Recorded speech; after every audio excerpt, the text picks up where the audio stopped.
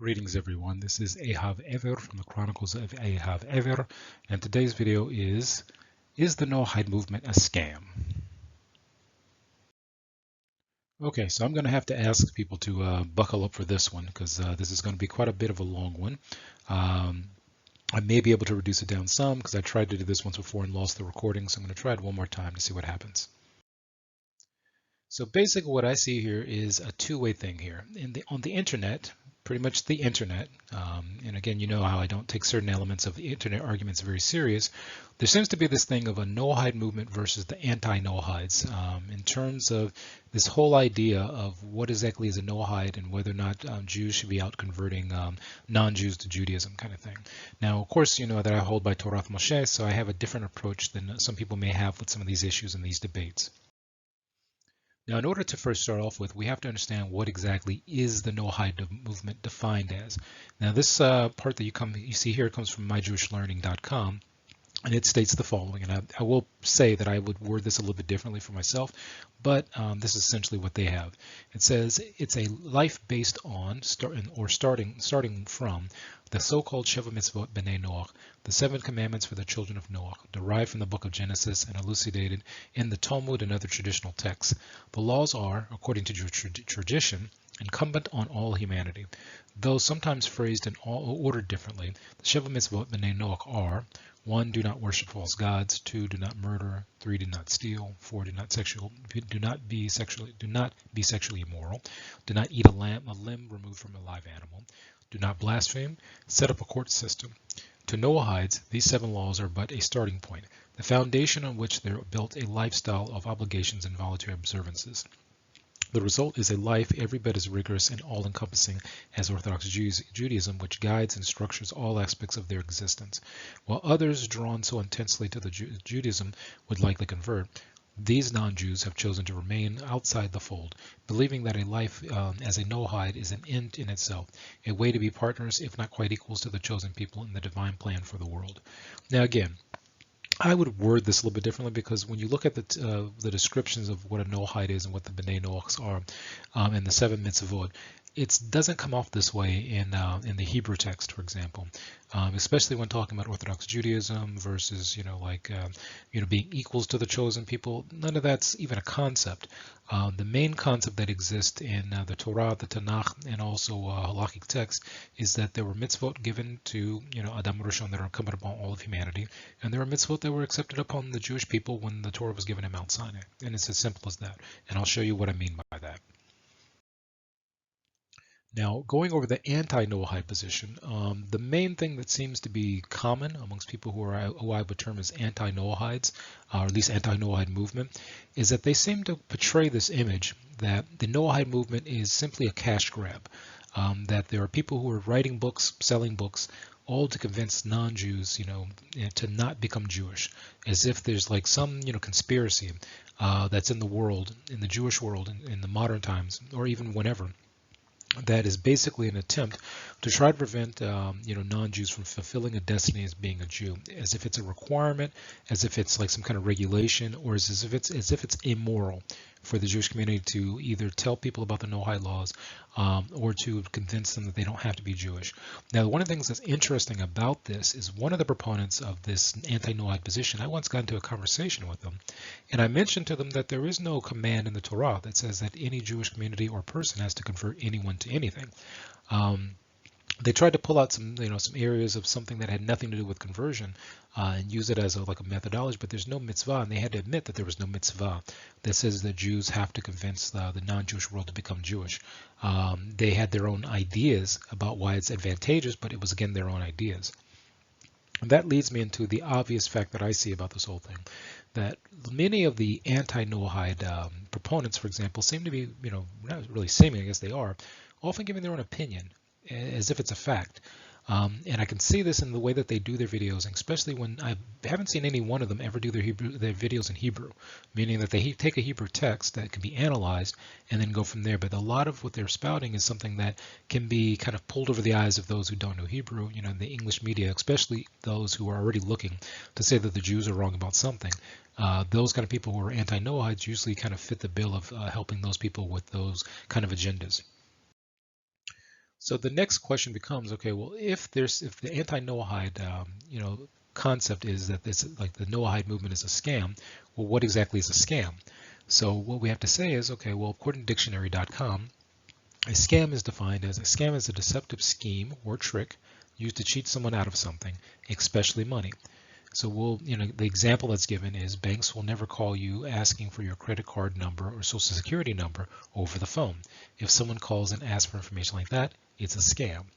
So then the question we have to answer here is, does the Noahide movement fall into the area of a scam? Is it a deceptive scheme or trick used to cheat someone out of something, especially money? So what this would mean is that if what these anti-Noahide proponents are saying, if it's a scam, you're using the English word scam, it would mean that they are saying that the Jewish community and also people who are involved in the Noahide movement have a deceptive scheme or trick used to cheat someone out of something, I guess meaning someone's potential Jewishness, especially money, meaning that they're trying to like sell books and things like that to make money. So then this begs this issue here. If the Noahide movement is a scam, then there would be no source for the Noahide laws in the Torah, Tanakh, Talmud, or Halakhic writings. 2, the Torah Tanakh would clearly make conversion the only real option to be right with Hashem. 3, there would be a clearly defined Torah mitzvah for Jews to actively convert non-Jews. 4, there would be a proven financial market for promoting Noahidism rather than conversion. So my hope is that in this video I'll show you how that the basic argument that the Noahide movement is a scam is not true, and how some of the people who actually claim that the Noahide movement is a scam have their own kind of scam going on, if you will.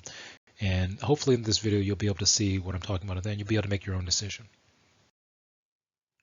So then this brings up the question, what is a good source? One of the things I've been trying to do in my videos for the last year or two is be able to show people where they can get good source information for the Torah, for Torath Mosheh. And that's always the starting point as far as I'm concerned. So as I mentioned in a previous video, Torath Mosheh defines good sources as what is ancient, authentic, and authoritative. These three things, as I've mentioned before, can be kind of sourced in different parts of the Tanakh. But if something is ancient, meaning it comes from the closest source to something the Creator gave in ancient times, if it's authentic, meaning it's something that can be proven to be like a real source, and if it's authoritative, meaning that it's agreed upon at the highest levels by those who have kept the will of Hashem and do the will of Hashem, then you can say that there's something that can be defined as Torath Mosheh if you can find it to be ancient, authentic, and authoritative from a Torath Mosheh perspective. Further to that, this issue is that we have, certain text. The Hebrew text is the dominant text. The Hebrew text is the text. There is no such thing as using English translations for some of these issues, because as I've mentioned before, there's a lot of things that gets lost in translation. There are things that don't translate very well, and I've even seen people pull the wool over people's eyes by not showing them something in Hebrew and not explaining it in Hebrew, but instead using some English translation where they cut off certain things or they don't explain what certain words mean. So for most of what I'm going to be presenting here, especially the things I'll present in terms of the Mishnah Torah, which makes up a big bulk of what happens in this video, I'll be using the text that was put out by Rabbi Yosef Kaipach. Rabbi Yosef Kaipach was from Yemen. He was born in Yemen, and he moved to Israel, I think, when he was about 14. But his grandfather, Rabbi Yechia Kaipach, was a well-respected scholar, in Yemen, and he had some challenges that were there that happened because of a debate about the Zohar that happened there. But either way, Rabbi Kaipach is recognized as Rabbi Yosef Kaipach is recognized by a lot of people as being one of the most knowledgeable, authoritative scholars of the Rambam. Meaning that he's produced a number of translations of the Rambam's works that were translated from Judeo-Arabic, the language that the Rambam wrote a number of his books in, to Hebrew. And Rabbi Kaipach also put out one of the most authoritative editions of the Mishnah Torah, which he had stated throughout his life was like the text from Yemen, the handwritten text from Yemen, were the most ancient, authentic, and authoritative versions of the Mishnah Torah that exist. So essentially, most people agree that he's right in one way or the other about that, and that he's a scholar to be reckoned with when it comes to the Rambam. For the most part in our time, going to the Rambam without going through the text that he produced, that Rabbi Kaipach produced or put out, is something that most people wouldn't do, because at some point you have to interact with the things he did because of the work he did. The second set of texts that I use for the Rambam, for the Mishnah Torah, comes from Rabbi Yochai Machbeli. His editions basically take on the text of the Rabbi Kapach, and he takes on some of the elements of the commentary that Rabbi Kapach did, and also adds his own commentary to them. Now, one thing I forgot to mention in this section about Rabbi Yosef Kaipach, Rabbi Kaipach, when he did his edition of the Mishnah Torah, which was like a 14 book set, one of the things he did was he went through about 300 commentaries that had been made throughout Jewish history on the Rambam's writings in order to give people a better picture of why the text that he had was the superior text, as well as to give the idea that the Rambam gives a really good representation of what the oral Torah was coming out of the Talmud. So this is a very important element of what I'm going to be presenting here, because I learned from the writings of Rabbi Yosef Kaipach in Hebrew, as well as the writings that Rabbi Yochai Machbeli has put out in his edition. So the obvious pink elephant in the room is that one thing I've noticed, and maybe I don't know every single anti-Noahide proponent, but I've seen quite a few of them. And one thing I notice about them is they don't use Hebrew text to prove their points.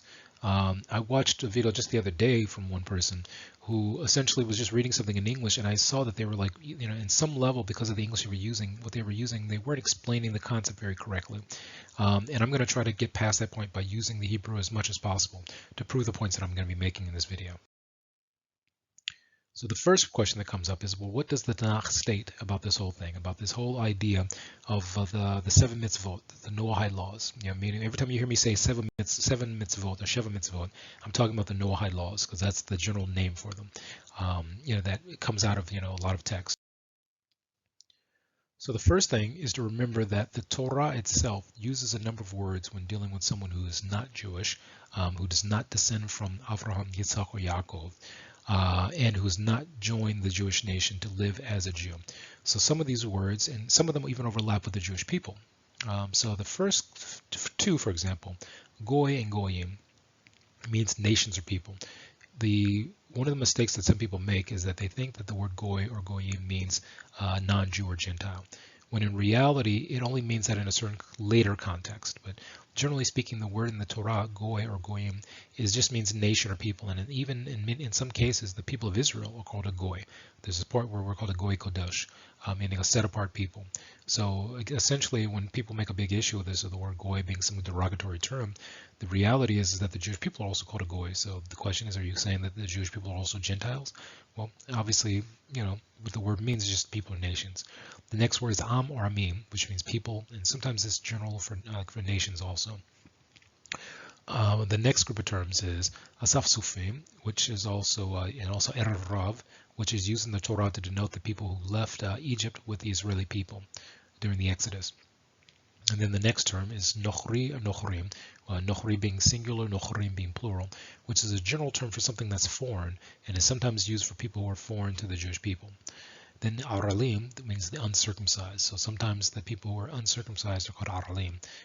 Sometimes this is outside of the Torah, but in other Jewish texts, that's just a term used to mean someone who's not circumcised, who's not a part of the Jewish nation. And then in the Torah, it's also the term is used Ger Toshav, Ger Toshav, which means a non-Jew who lives in the Jewish nation but is not a Jew. And these basically, there's more. These terms are used a lot of times, a lot of different places in the Torah and the Tanakh. But just a couple of places where it's relevant to this discussion is in Shemot 23:12 and Vayikra 25:35. So that's Exodus 23:12, and then also I think in English it goes Leviticus 25:35. Now the next relevant area is that the Torah gives a different definition for any person who's not Jewish who converts to the Torah, meaning that this is someone who was born as a non-Jew, and this is someone who joins the Jewish nation and decides to live as a Jew. So whatever mitzvot the Jewish nation is required to do, they've agreed to take upon themselves to do that also.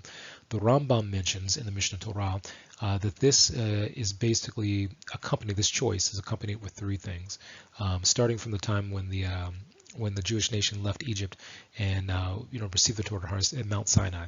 And essentially the first thing being that they would first have to have basically had a brit milah if they were a man, meaning a circumcision if they were a man. And then the next thing would be that they would have to immerse themselves in a pool of water that has natural water coming to it also. And then the third thing would be that they have to bring a korban, meaning that when there was a temple or when there was a mishkan, a tabernacle, they would bring an offering, if you will, as a korban. And I don't like some of the English terms that are used to translate korban like sacrifices, because a korban is not a sacrifice. But essentially they'd have to bring an animal to kind of be the seal of the deal that they have accepted being Jewish. So the terms that are used in the Torah for these kind of people that denote them as being this type of person, a ger tzedek, who has taken upon themselves to live as a Jew and not just simply be among the Jewish nation as the ger toshav that we talked about earlier, is in some parts of the Torah it's called a ger hagor v'tochom, ger that lives among you. Another place is called ger hagor itachem, a ger that lives with you. And there are several mentions in the Torah that there's one law for the native born, and some people translate it as one law for the native born and the stranger, but then they don't use the distinction in the Hebrew language between this type of person and the other person we mentioned that's a ger toshav. So the Torah, the way we know that that part, whenever it says that there's one law for the native born and for the ger or for the stranger, that it's always talking about a ger tzedek, is it'll say something like this: Huka ahat tiyeh lochem le'ezrach u'leger hajor betochachem. So essentially what that means is that there's one law for you, for the native born, and for the ger that lives among you. So again, every time it's saying that lives with you, lives among you, it's talking about a ger tzedek. So then another term that it uses is v'yarajur yitachem ger. There will live with you a ger. So every time it mentions about living with you, it's talking about someone who's living like a Jew. And this can be sourced in the sections I mentioned below, Bamidbar 17:14 through 17, 26, chapter 26, 29, then also 19 through 10, 1934, and Shemot 12:49. So Bamidbar is what is called in English Numbers, and Shemot is what is called Exodus. Now, one of the things that has to be noted here is that whenever the Torah talks about this group of people who are called the Erev Rav or the Asaf Sufim, who were the mixed multitude, in many cases it doesn't have a lot of things that are very positive to say about this group. Now we have to understand, well, this isn't talking about every single one of them, but probably the most prominent members of this group were the ones who caused the most problems for the Jewish people, the Israeli people, when they left Egypt and were on their way to the land of Israel.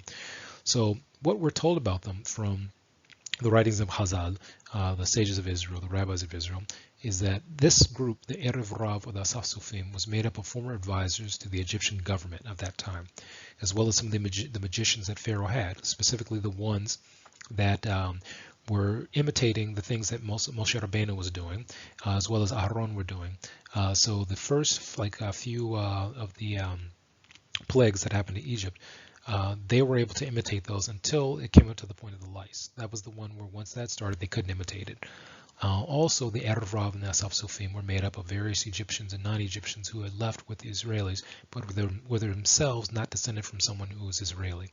So again, as I mentioned before, many of the mixed multitude ended up being a source of several revolts against Hashem and against Moshe Rabbeinu. And these revolts were revolts in many cases of Avodah Zarah, like the golden calf. This was something that, according to the sages, was pushed by those advisors to Paro and those Egyptian officials who had been previously doing Avodah Zarah. And once they saw it opening, they basically were able to convince the people of Israel to do Avodah Zarah. And of course, there were some revolts against Moshe Rabbeinu that came from the Jewish people themselves. But the Torah makes it very clear that the Asaf Sufim and the Erev Rav were often denoted as we mentioned earlier, the Ha'am.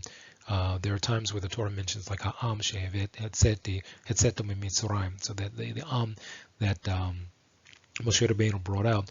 Well, Chazal explained in some cases that basically Moshe Rabbeinu saw this mixed multitude who had previously been like the officials of like Paro coming out as being a way to like kind of basically that they could become Geirim, but essentially one of the things that happened was that they were not acceptable people to bring out because of the fact that they were still holding on to Avodah Zarah and were willing to promote Avodah Zarah amongst the Jewish people. And essentially there are sources for that in the section that I've mentioned below, Shemot 12:38, 32:1, 32, looks like that's supposed to be 12, and then Bamidbar 11:4. So essentially what we have, and again I want to stress this, is that this doesn't mean that every single non-Jew who left Egypt with the Jewish people were bad. It just means that some of the people who were already high-level officials or were rich or whatever were still attached to the land of Egypt, and that's why there's several cases where some of these revolts kind of started up, and one of the arguments was, well, we should go back to Egypt where everything was good and everything was great, and we ate this food, we ate that food. Well, pretty much all of those complaints were from the mixed multitude, who were of the establishment in Egypt and who were basically telling the truth, that they felt like they had it better than they had it when in the Midbar. The only reason they left was because their government was falling apart when the 10 plagues were happening. Now, from the Tanakh itself, from the Nevi'im, from the time of an Israeli kingdom and to the prophets, we have a situation where one of the groups of Canaanites, called the Giv'anim, had joined Israel, but they were a source of problem. They were later called, basically talked about as if they're not even Israeli. They were not Bnei Israel.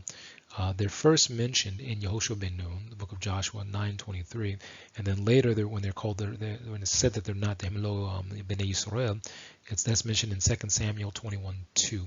And also in the Mishnah Torah-Hilchoth Issurei Biah, the Rambam talks about it in 12:17 and 19:17 about them, about their entrance into the Jewish people, mentioned in Yehoshua ben Nun, and then about the problems that they caused because of the fact that they had become Geirim, and for generations had been Geirim and not mixed into the Jewish people. Now the next thing is that the prophet Elisha advised the Romanian military leader to keep the Sheva Mitzvoth of Noah, and he did not require the man to convert. And I'll cover that in just a second. That comes from Sefer Melachim 5. And then next, the book of Yonah, which is very well known, that essentially Yonah, or Jonah, as it's said in English, was sent to the city of Nineveh and was told to announce that the city would be overturned in 40 days. But he did not attempt to convert anyone there. And all he did was just make this announcement, and then we're told that the people basically turned away from their evil ways, and then essentially from the king all the way down to the animals, turned away from their evil ways, and then that made Yonah angry. And the reason that Chazal mentioned for him being angry is that he knew that one day they would attack Israel, and that in order for them to be successful, they would have to kind of be the best that they could be in terms of the Sheva Mitzvoth of Noach, that were never told of them joining the Jewish people. And someone even tried to challenge me on this once. They were saying, well, how do you know they didn't convert? Well, the thing is, it's like if you're asking me, then obviously they didn't, because you'd have to be able to find someone who says that they did. But if you look at all the commentaries on it, you don't find anyone who says that they converted, joined the Jewish people, and then somehow became part of the Jewish people. That is, we don't have anything that says anything like that. So now I want to get into what I mentioned earlier about the prophet Elisha, who was dealing with this military advisor, and basically had advised him concerning the Sheva Mitzvot. So if we look in Melachim Bet, Perek He, we're told the following, and this is starting in Pasuk Aleph, the first verse there from 2 Kings chapter 5, starting in verse 1.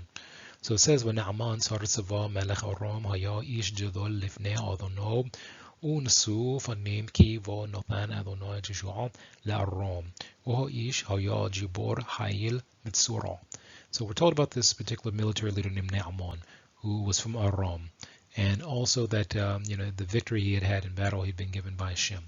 But one of the things we're also told about him is that he suffered from a condition called mitzvah. So essentially what happens is, and I kind of skipped quite a bit of this because it's a long particular section. The short version that I don't include is that he essentially, it was like had a kind of like a female servant in his household that attended to his wife who was Jewish, who was taken during this conquest. And this particular Jewish girl had mentioned to his wife about how this prophet named Elisha, that was in the Shomron area of Israel, or it's known as Samaria, might be able to help him, or should be able to help him with his condition. So he goes there with the contingent of his army, and essentially, when he finally finds the Navi sends his servant to go tell him, okay, basically you need to go to this place, this body of water, and you need to do this, and it'll make you clean. It'll basically heal you from your condition. And we're told that Naaman got offended to the fact that the Navi didn't come to him. It's like, okay, well, how dare you not come to me? I don't have to come to you. You should be coming to me. But essentially, he's told by his advisors, to go and do what the Navi told him to do, that Elisha told him to do. So continuing in the non-colored section, right after the first yellow section, it says, "Vayoshav el isha Elohim hu v'chol machanehu v'yavo ya'amod lefanov." So this I started up after he's been healed. and he's amazed at the fact that he's been healed. And what he returns back to the area where the Navi, where Elisha was, and Elisha is called in this Isho Elohim, man of the source of all, of all creation, of all power. Basically the Naaman and his whole contingent comes with him. And in the green, he says, this is the first green section,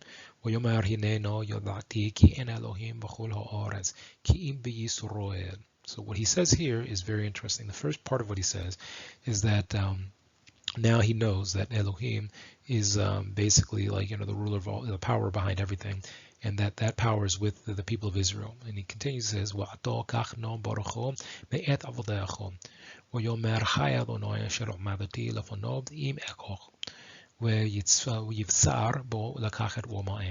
so essentially what he does is he offers Elisha, like, it's like some kind of gift, for example, but it was a gift that had connections to like Avodah Zarah. If you watch my video what Avodah Zarah is, it explains it there. In modern English, people sometimes use the word idolatry. I don't like it, but I think that might be the best I can use to explain this very quickly. So essentially, the prophet Elisha refused to take this gift from Naaman because of the fact that it had connections to Avodah Zarah. So what is explained in the yellow here, Naaman responds and says, وَيُمَرُ نَعْمَانُ وَلَوْ يُتَنَّ لَعَبْدَهُ مَصَاث سَامَث Parothim Adomo, Kilo Yase Oda Abdecho Olo Zavach Lelohim Acharim Ki Im Ladono. So what Naaman responds to the Navi Elisha, he says, he asked for permission to take some of the dirt from the land of Israel, to take back to the land that he comes from, so that he says he's going to stop from this point on doing Avodah Zarah. That he's going to stop doing, korbanot to the Elilim, which were basically false powers, different deities or idols and things like that. He's going to stop doing all kinds of like, offerings and things to them, and that he wants to take. And basically, the commentaries explain that he wants to take the land, some of the dirt from the land of Israel, in order to build his own altar. So he can only do like these kind of like offerings to Hashem, to the Creator of all things. So continuing in the green, he says something very interesting here, and he says, "Ladavar hazeh yislach Adonu ala avdecho bavo Adoni vet rimon lihishtachawoth shama v'hu nishon al yadi v'hishtachaweti vet rimon v'hishtachawoti vet rimon yislach no Adonu ala avdecho b'davar hazeh." So Naaman explains to Elisha, he says, please forgive me, essentially that when he goes back to this land that he's from, whenever his master comes, meaning his leader, the person who's his boss, if you will, comes to this place called Beth Rimon to do Avodah Zarah, to do Lishtachawot, it's like to bow down.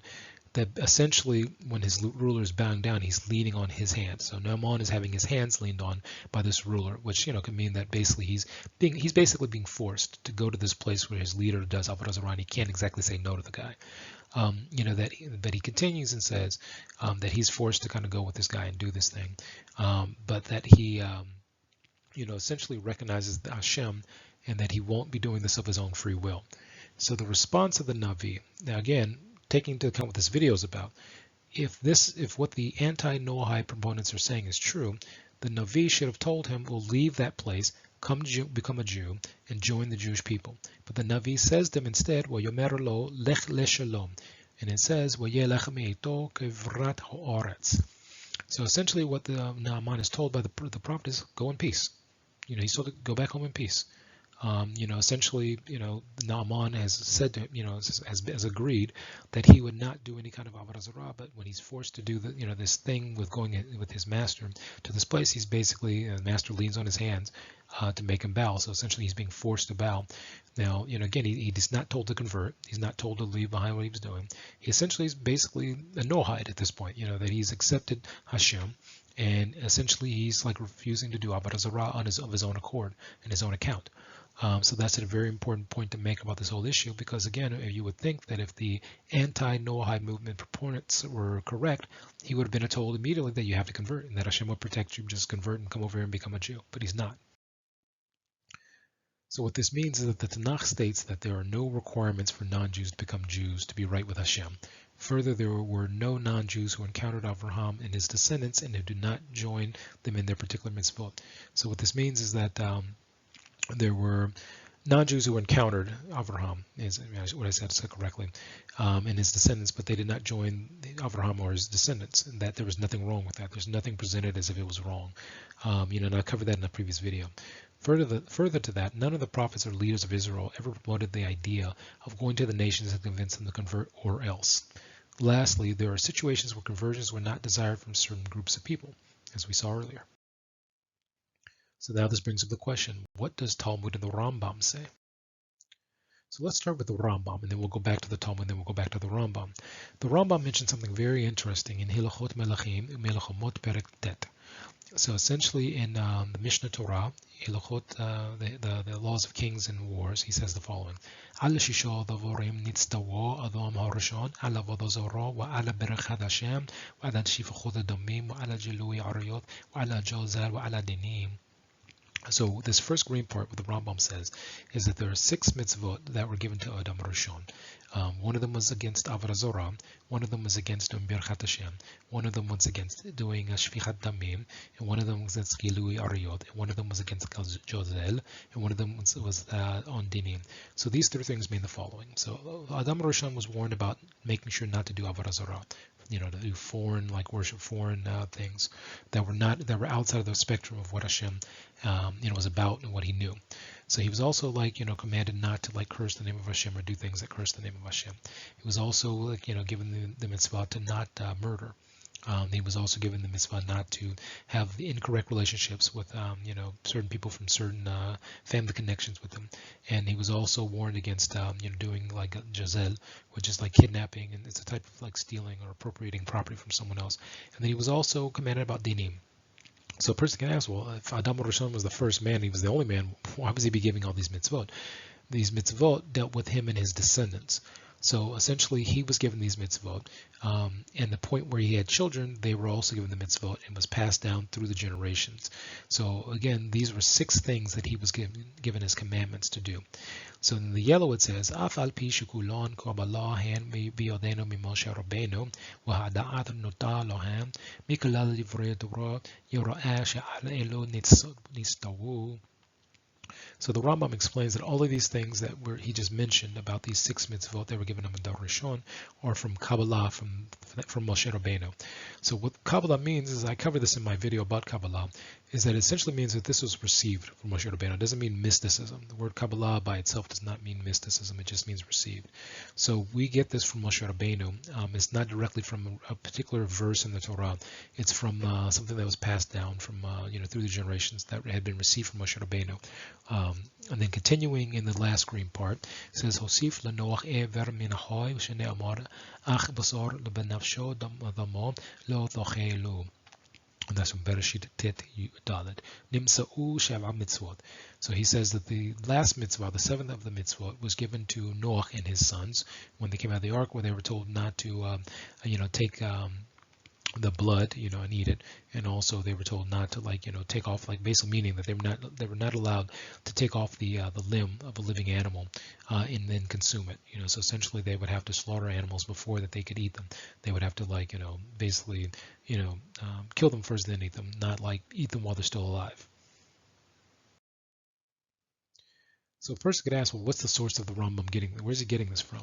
Well, he's getting, basically, there's a discussion in the Gemara in 66b that deals with this issue, where different rabbis give different formulations of what was given to Adam Rishon and what came after Adam Rishon in terms of the 7 mitzvot. So one of the views is given by Rabbi Yochanan is, it says the following, starting in the non-colored section from right to left. Amar Rabbi Yochanan damar gora bereshit bet watsav Hashem Elohim ala da'adam lemor mekol etz hajan ha'ochelet ochel.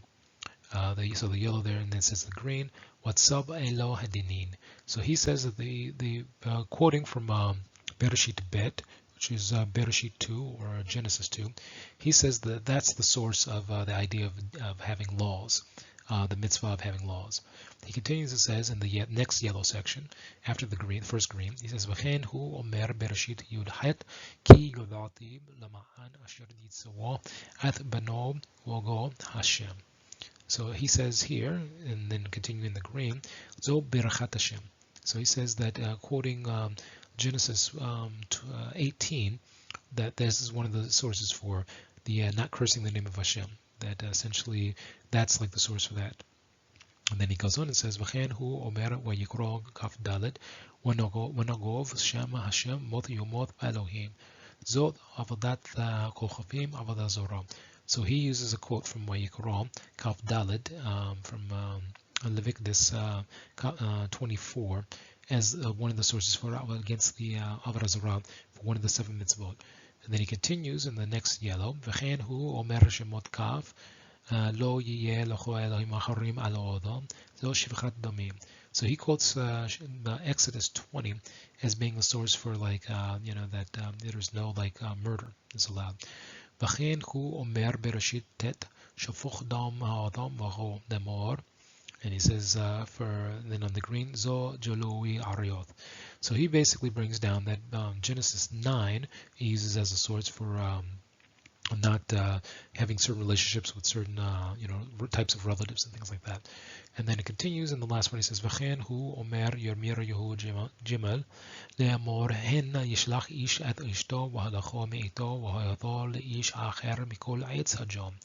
And then the green, it says, "V'lo jozel achal otochel v'lo ever minachod." So he seems to make a differentiation between how many of the mitzvot were actually from certain places at certain times in history. But he does mention these mitzvot, and there are other opinions that are given in the Talmud about this. So the thing is that the Rambam is basically quoting the areas of the Talmud that talk about how Adam Rishon had mitzvot, and that he got 6 of the mitzvot, and that Noach got the last one, making the 7 mitzvot, or the Noachide laws. And even though they're called the Noachide laws, that's just because of the fact that many of them are spelled out, more clearly in the time when Noach came out of the ark with his sons. So essentially, what we see here is that the Talmud and the Rambam state that the Noachide laws, the 7 mitzvot, came from Hashem. Further, the Noachide laws, the 7 mitzvot, are the baseline of humanity. And further to that, the Noachide laws, the 7 mitzvot, are the mitzvot for someone who is not Jewish.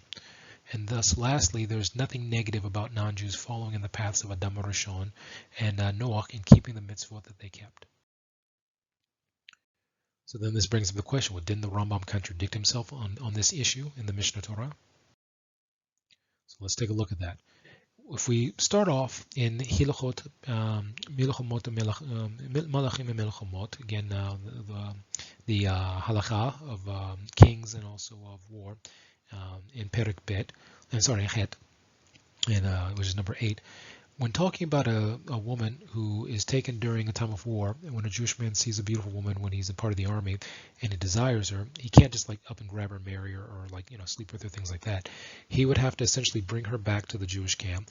He would have to give her a time period where she would be able to mourn for her family and her practices of avodah zarah that she previously did.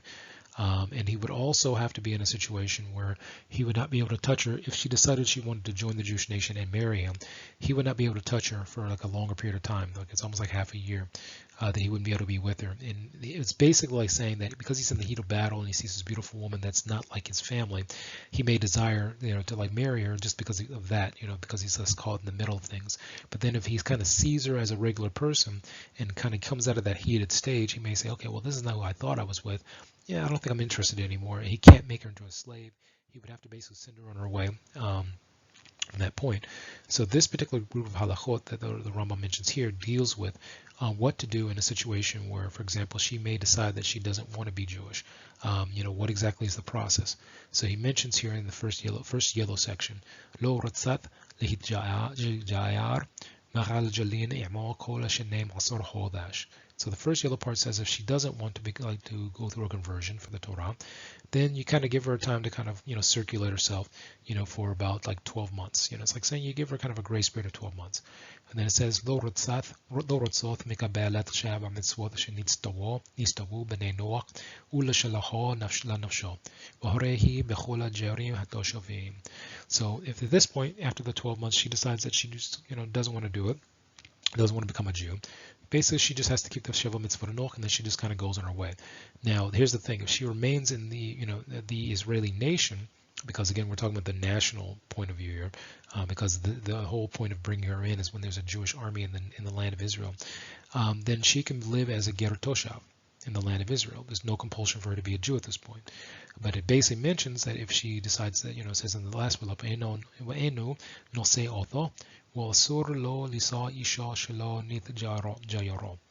so it says that in this circumstance, where she decides she doesn't want to be a Jew, this man is not allowed to marry her, and it's assur, it's forbidden for him to marry her if she doesn't want to convert. So again, if this whole issue is that, the best option or the only option is that she becomes a Jew, it's not presented right here. In fact, the option of her being a non-Jew is presented here. She can live in the land of Israel as a part of the Geirim Toshevim, and just simply the man is not allowed to marry her. So then if we go a little bit further into this issue, the Rambam also mentions in another section that basically is 12 of the same chapter. It says, Moshe Rabbeinu lo hinchei laHatorah wa hamitzvot elo leYisrael shene'amar mo'orashat Gilad Yaakov from Devarim Lamed Gimel Dalet. So he says here that Moshe Rabbeinu, Moses, basically that the Torah and the Mitzvoth that he was, given were for the people of Israel. That basically that they were to be managed by the people of Israel, and it was the inheritance of the people of Israel. And that's what he quotes the section of Deuteronomy 33:4 that mentions that the Torah is, the inheritance of the people of Israel, the Kehilat Yaakov. And then it says in the yellow, Ulechol harotzeh lehijayer mishor haomot shene'amar kochem hakajer. And that's from Bimidbar Tetwov. So essentially what it says in all those who want to convert from the nations, from the Mishar Ha'omot, can become Geirim. But then the last green line says, Val im shelo ratza en kofim oto lekabel Torah Mitzvoth. So if they don't want to become Jewish, they don't get pushed. There's no pressure for them to accept the Torah and the Mitzvot. So you would think that there would be. Now again, if they're in the land of Israel, of course the land of Israel with the Torah nation, there's a requirement for them to follow the 7 Mitzvot of Noach. But essentially they don't have to become Jewish, and there's no push for them to be Jewish in any form. And that the management of the Torah is, upon the Jewish people, because it's the inheritance of the Jewish people. So then he continues in Yud Gimel, which is 13 of the same chapter. V'chen tziwo Moshe Rabbeinu mipi ha'jevuro l'chof et kol ba'ei ha'olam nekabel kol ha'mitzvot shenitztawu b'Noach. So the green part there mentions that Moshe Rabbeinu was given a command by the Creator of all things that basically, the other people of the other nations, that they should, accept the mitzvot of Noach. Now, in terms of like the push for this is only happening amongst the Jewish nation, but essentially what it means is that amongst the Jewish nation, there's a command that the Creator gave that there would have to be basically people who were Torah-based Jews, people who, Geirim, people who converted to the Torah, or there would have to be people who would be, what's called a Ger Toshav, or keep the Sheva Mitzvot of Noach. And this basically is the mitzvot that were given to Noach at that time, from before, and also Adam Rishon. So he says in the yellow part, V'chol mi shelo kibel yareg. So basically what he's talking about is in this particular nation, this Jewish nation, you can't have someone who's not at the least keeping the Sheva Mitzvot Noach, because again, that's the baseline of all humanity. And that amongst the Jewish nation, you can't have that. Now he mentions later in the Mishnah Torah that it's not the Jewish job to go to the world and make people keep the Sheva Mitzvot Noach, just like it's not the Jewish job to make people become Jewish. It's something that in the borders of Israel there has to be something where there's no Avodah Zarah, for example. There can't be things like that in the land of Israel because it destabilizes the whole situation. So in the next green part it says, So in the land of Israel, if you have someone who accepts the Sheva Mitzvot Noach, they're called a Ger Toshav. So he explains that in every place that's what it's called. So in the non-colored part he says, So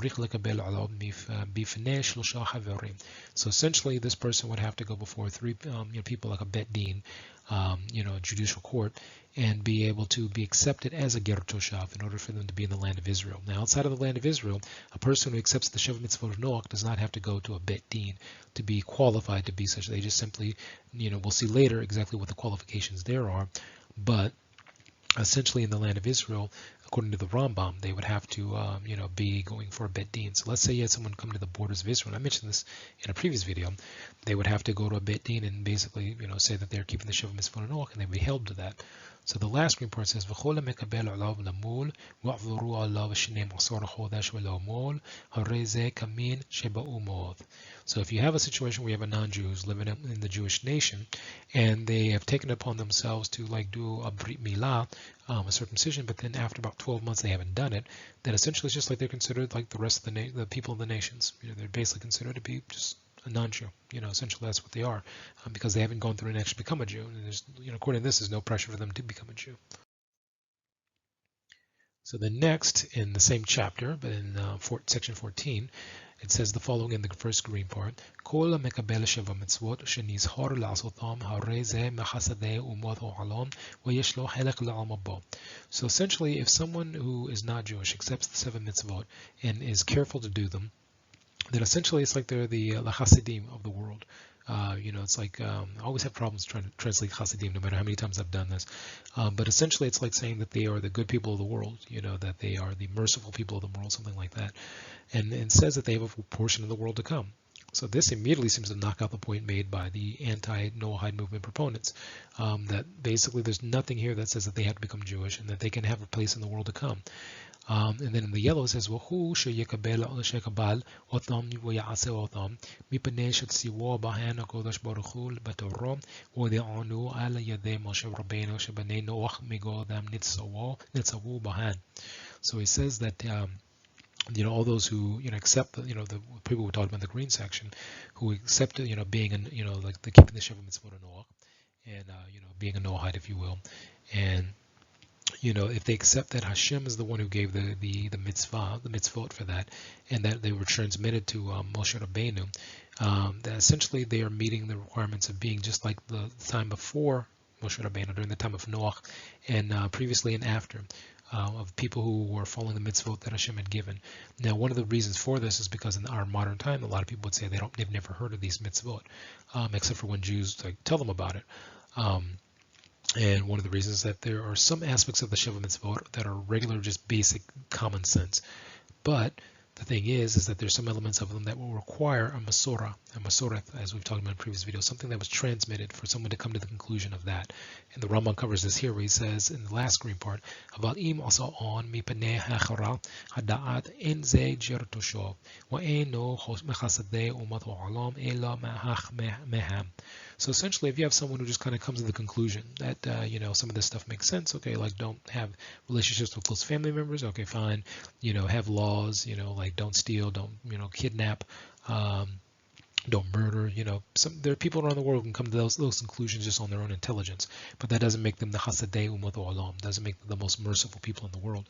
That the Rambam's saying that essentially they can't be a Ger Toshav if that's the case. That essentially the element of knowing Hashem is an aspect of that in order for them to be considered a Ger Toshav, in the way we're talking about a person who keeps the Shiva Mitzvot and Noach and can live in the land of Israel. Otherwise, they're just some of the wise people of the nations, for example.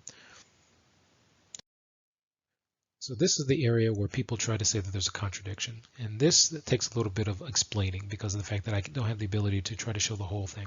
So this section that you see before you is the last section close to the last section of what the Rambam explains of how to perform a conversion for a non-Jew to become a Ger Tzedek. So he goes through this whole thing where he says the first thing that's done is the person comes, you have to check button to make sure that there's no ilah, that there's no some other circumstances they're using to try to do this, that they have to do it for the reasons of keeping the Torah and doing the will of Hashem. And then you, of course, go to them and say, when they come to you, you say, okay, well, wait a minute, don't you know we Jews are getting our butts kicked all over the place? Don't you remember we're getting attacked? Why would you want to join them? And if they say, I want to, then you go a little bit further with them. Then the Rambam explains that you explain to them about the oneness of Hashem, and then you explain to them about the prohibitions against Avodah Zarah. And he says you lengthen that. So if they accept that, then you can go further, explain to them some of the mitzvot, the light things, then like the rewards and punishments around those things. And then he picks up around here with this, and this is what it says in the first yellow part, and this is from Issurei Biah, Perek Yud Dalet, starting in second pasuk Dalet. It says, "Uchshem shema'adim oto anushon b'mitzvoth, koch ma'adim oto sachorel mitzvoth." So he goes into what I mentioned earlier. He started explaining about their, the punishments for, not doing the mitzvot, and also the reward for doing them. So going further into the green, he says, "Moda'in oto sheba'asiyat mitzvot elu yizkeh lachayu olam haba." So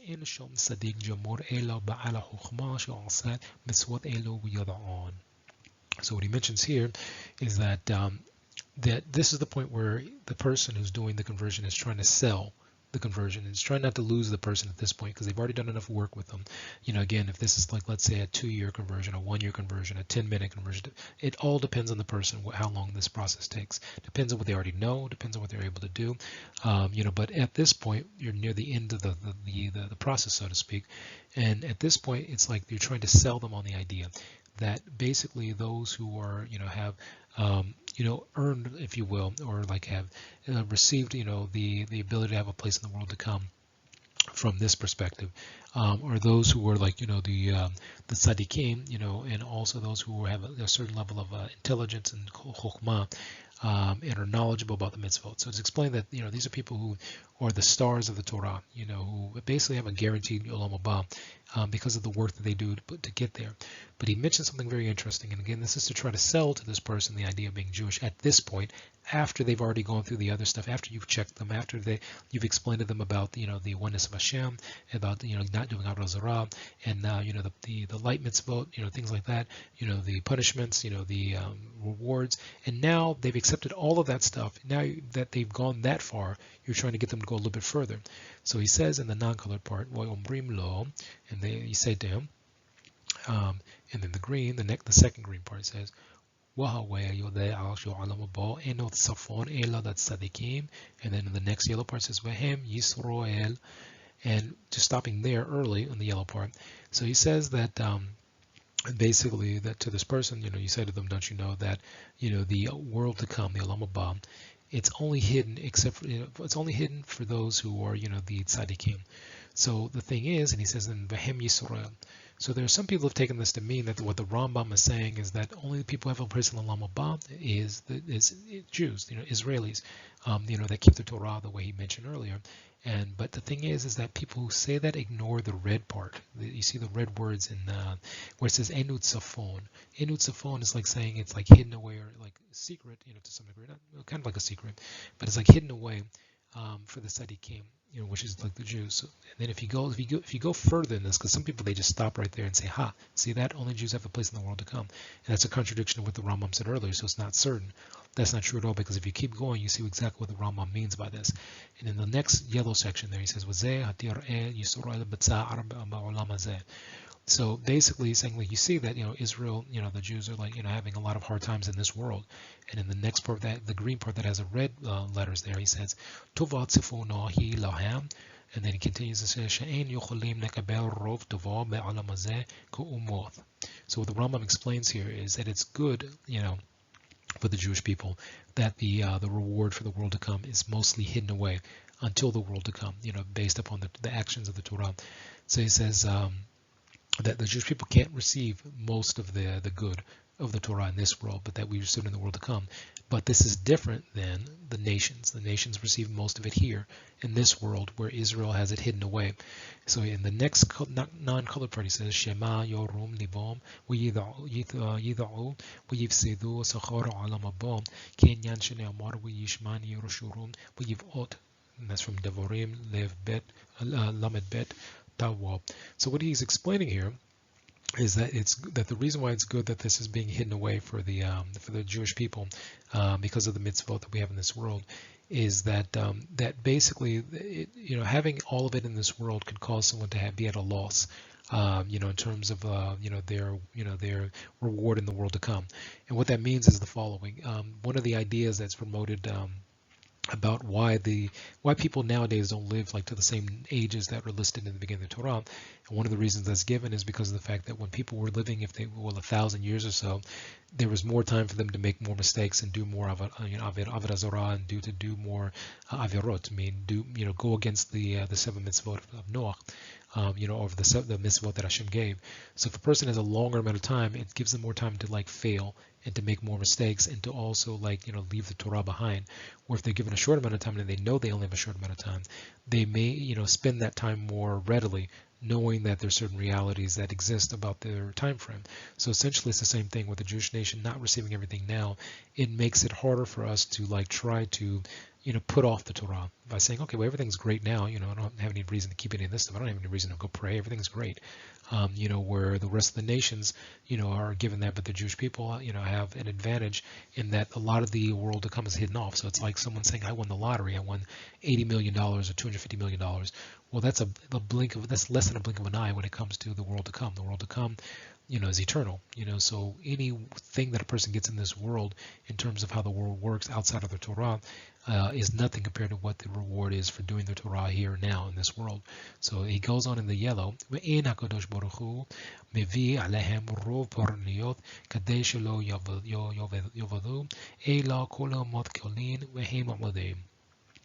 So the thing is, he explains that the things that happen to the Jewish nation are, never to the level where it would completely destroy all of the Jews around the world. So, it's like saying if there was an attempt or if the situation in the world was caused or allowed where a situation could be that it would, basically eliminate something, it won't be the Jewish nation. The Jewish nation would always be here in some form or format, and that somebody would always survive.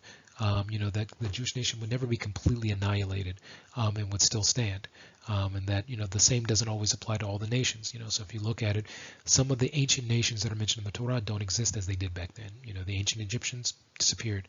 The ancient Babylonians and Assyrians disappeared. A lot of the nations that Israel had a problem with, and even the ones that invaded Israel, are gone now. And that the people who remain are not like direct descendants of some of them in some cases. And in other cases, the cultures that existed back then aren't continued now. So then the last green part that the Rambam mentions, he says, so what he mentions is that this is extended in order to, basically convince this person who is at the end of this tail process to become a Jew, to convince them to go further, to convince them to strengthen themselves to be Jewish at this point. But this is not at the very beginning of the process. This is not, the Jewish people going out and trying to convince someone to convert. This is they're at the end of the line, and pretty much they're already there. It's just a matter of convincing them to take the next step on their own and convincing them to have a love for what's about to happen to be a Jew. But there's no requirement for us to go out and make people, get to that point. So basically, the Rambam states that there is no requirement for a non-Jew to become Jewish. Further, it is perfectly acceptable for a non-Jew to be taught the Noahide laws without offering, conversion. The Rambam clearly states that the Noachides have a place in the world to come, and he says selling the advantages of being Jewish to someone who's almost completed a conversion is something different. Now, the next question is: are the books about the Noahide laws money grabs? What I mean by this is that there's some people who say, well, there are people who sell these books about the Noahide laws. It must be a money grab. They're just doing this to sell books. They're doing this to make lots of money. When the reality is that Noahide books are not bestsellers and they make very little money. I'm not saying that people don't make anything from them, but I'll be quite honest with you. No one's going to write a book about the Noahide laws and sell millions of books all over the world and continuously sell millions of books all over the world. This is more like something somebody does on the side. And most of the people I've met who write these books, because I actually know the guy who wrote the book on the far right, the guy for the Noahide with the dove on the front of the book. I've met him, and he definitely wasn't trying to make money off of it, and he wasn't, still. Nobody's making money off these kind of books. These are not bestsellers. The reason why he wrote it was he was concerned that sometimes Noahides, or people who keep the Noahide laws, or the Sheva Mitzvot, who don't want to become Jewish or don't have the ability to become Jewish, need help. That they don't always know exactly where to go. And we saw in the Mishnah, the Rambam says that Mosheh Rabbeinu was there to basically teach those laws to those who needed to be able to do them. Because in our modern time, it wouldn't be obvious to most people with the exception of just a few of them. So that's one of the things that teaching the Noahide laws is not some bad thing. And this is one of the silly parts I'll even say. There are some people I've met who try to say that, is it wrong to offer the Noahide laws? Well, you can't offer the Noahide laws. It's what they're supposed to be doing anyway. That'd be like someone saying, are you offering him not to jaywalk? I can't offer him not to jaywalk. He's not supposed to jaywalk. That's just the law of the land. Are you offering him not to like steal? I'm not offering him not to steal. He's not supposed to be stealing anyway. That's just common sense. The fact that his ancestors at one point abandoned the Noahide laws is between him and them to some degree. But as a Jew, we can stand up and say, okay, look, there is a path that you can take that Hashem is basically given to the entire world, and these are the 7 mitzvot that all of humanity is supposed to keep. The Jewish nation, we accepted the Torah at Mount Sinai. You can do something similar too, but our ancestors at one point also kept the Sheva mitzvot of Noah, the 7 mitzvot. But the thing is, when people say this is a money grab, none of these books are like making money. And how do I know? Look at any bestseller list. You won't find any Noahide book on a bestseller list for Amazon, for Barnes & Nobles, for the Wall Street Journal, for the New York Times. You won't find anybody listing. In fact, you won't even find most of books about any form of Torath, Mosheh, or Judaism to be on those lists to begin with. So when someone says it's a money grab, I usually think that the people who are like saying that, who are part of the Anti-Noachide Movement, are scamming people too. Are basically scamming people when they say things like that, because you won't find any of the Noahide books or any Noahide products, if you will, being bestsellers. Usually a person is going to be at a loss for doing something like that. But partially they're mainly doing it to try to help people, because of the fact that there are some people who don't have the resources to know what to do if they are not going to become Jewish, and if they are trying to live a lifestyle based upon the Torah. And having those books out there and having that information out there to Noahides helps them from doing Avodah Zarah, from staying, as a Christian or something like that, or as becoming a missionary. So that makes sense. So in conclusion, we've seen that this whole thing of calling the Noahide movement a scam is just basically nonsense. That some of the people I've seen who actually promote this idea, I've seen them say things and do things. I'm like, oh, that sounds like a scam to me. What these people are doing, sounds like a scam. Again, so there's not a lot of money in something like this. And again, everybody's got their own opinions about some things.